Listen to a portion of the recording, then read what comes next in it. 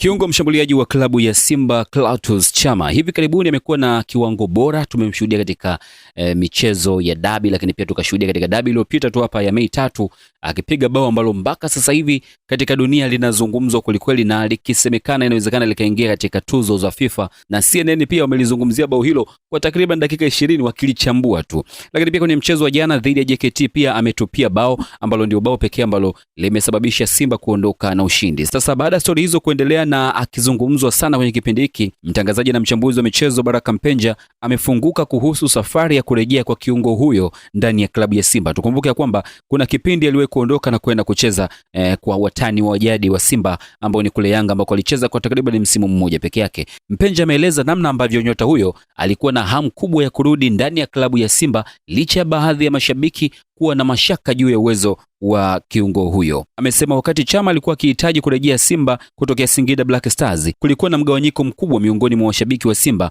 ambapo baadhi yao walikuwa hawaungi mkono kurejea kwake, wakidai amezeeka na hawezi tena kucheza kwenye kiwango cha juu. Namnukuu Baraka Mpenja maneno ambayo alikuwa akizungumza. Amesema kwamba mimi ni rafiki wa Chama, na alipotaka kurudi Simba kutokea Singida, hata wana Simba wenyewe waligawanyika, wengine wakawa hawamtaki, wengine wanamtaka, ambako pia aliongeza na kusema kwamba kuna kipindi aliwahi kukaa chini na kuzungumza na Chama juu ya yeye kuhitaji sasa kurejea Simba, lakini Chama akamjibu kwamba ni moja kati ya ndoto yake ambayo alikuwa akisubiri kwa muda mrefu arejee tena ndani ya kikosi chake cha Simba. Nikinukuu pia maneno hayo, amesema kwamba nilimuuliza, kaka, wanasema umezeeka, hautaweza. Akaniambia, kaka, nimeomba nafasi hii kwa muda mrefu kurudi Simba, nimeomba sana kwa Mungu, nataka kuisaidia timu yangu. Mwisho wa kunukuu. Sasa kauli hiyo imeendelea kuvutia mashabiki wa Simba, hasa baada ya Chama kuonyesha kiwango bora tangu kurejea kwake, ambapo ameendelea kuwa mmoja wa wachezaji muhimu na tishio kubwa ndani ya kikosi cha Simba. Na kama mchezaji anayependa timu, basi unamkuta jinsi ambavyo anajitoa kwelikweli ndani ya timu. Hii pia ikiwa inawashangaza watu wengi, huyu Chama ambaye anaweza kucheza kwa spidi ile ile, kiwango kile kile tangu mchezo unapoanza mpaka mchezo unapokamilika. Hata kipindi ambapo ulipochezeka ile fainali ya Mapinduzi Cup kule Zanzibar, zile dakika 20 Chama yupo moto vile vile. Watu wakaanza kusema sasa, jamani, inabidi waanze kupimwa wachezaji.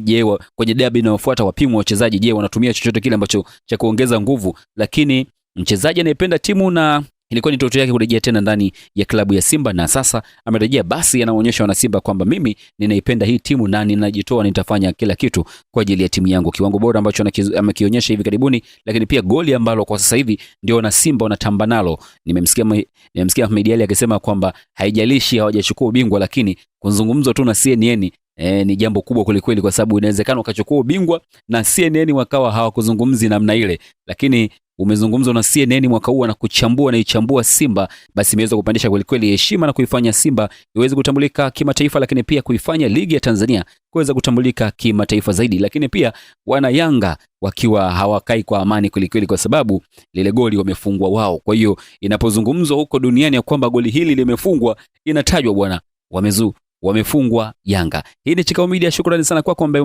umekuwa ni mwanafamilia wa Chikao Media kwa kusubscribe, lakini pia kuruhusu notification, na unaendelea kutufuatilia kila pale ambapo tunapandisha habari mpya. Basi endelea kuwa mwanafamilia wa Chikao Media, lakini kama bado hujafanya hivyo, ni wakati wako sasa kuweza kusubscribe, lakini pia kuruhusu notification ili uweze kuwa wa kwanza kuzipata taarifa zote ambazo tunakuwekea hapa kila siku pindi ambapo tunazipandisha hapa kupitia Chikao Media. Sisi tunapatikana kupitia mitandao ya kijamii Facebook, Instagram, hata Twitter, tunapatikana kama Chikao Media. Ukitutafuta hivyo, unganisha tu Chikao Media, utatupata vizuri kabisa. Lakini tunapewa nguvu na Kadi Smart, ambao hawa ni wababe wa kutoa kadi za mialiko kidigitali. Ukiwatafuta kwa namba 0765889978, hapo utawapigia na watakupa huduma bora kabisa ya kadi za mialiko ya sherehe kidigitali ambazo zinatumwa kupitia WhatsApp pamoja na SMS za kawaida. Siku hizi mambo ni kidigitali, hakuna tena muda wa kuhangaika kupeleka kadi, mwingine anakachanika, mwingine anakaa Kibaha, uanze kumfikishia kadi, utateseka kulikweli. Lakini kupitia hawa wababe wa kadi za mialiko kidigitali